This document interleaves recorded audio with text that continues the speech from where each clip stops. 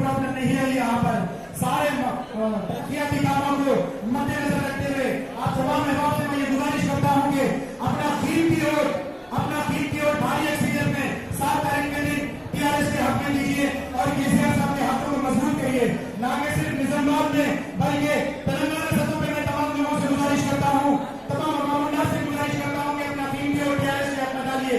केसीआर साहब इससे पहले के जितने गवर्नमेंट अपने पास यहाँ पर काम करके गए जा चुके हैं, उनकी बनिस्बत अभी तक चुनाव नहीं हुआ था। माशाल्लाह से बड़ा बेहतरीन काम हुआ है।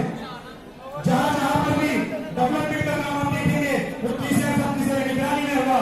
हाल ही के अंदर हमारे पास ताकत है जो हम लोग हमारे लोग का नारा लगाते तेलंगाना की सतह में जो दाखिल होने की कोशिश कर रहे थे, केसीआर साहब ने उनको वहीं पर खबरदार कह दिया, क्योंकि तेलंगाना की सरहदों में हिंदू मुसलमान बिल्कुल सिख ईसाई बिल्कुल जो है भाईचारे के साथ जीते हैं। हमें कोई फिरका परस्ती ताकतों की हमारे तेलंगाना के अंदर गुंजाइश नहीं है। ऐसे ही कई काम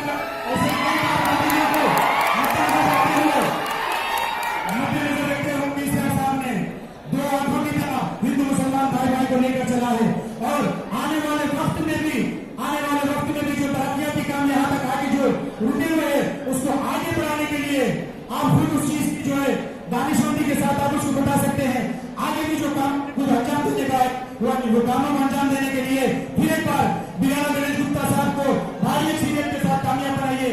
चूंकि यहाँ पर काफी बड़े हजरात यहाँ पर स्टेज में मौजूद है, मैं वक्त न लेते हुए बस एक ही गुजारिश करता हूँ कि अपने दिलों पे हाथ रखकर ये बात बोलिए कि डेवलपमेंट का काम हुआ है तो गणेश गुप्ता साहब को वोट देना है।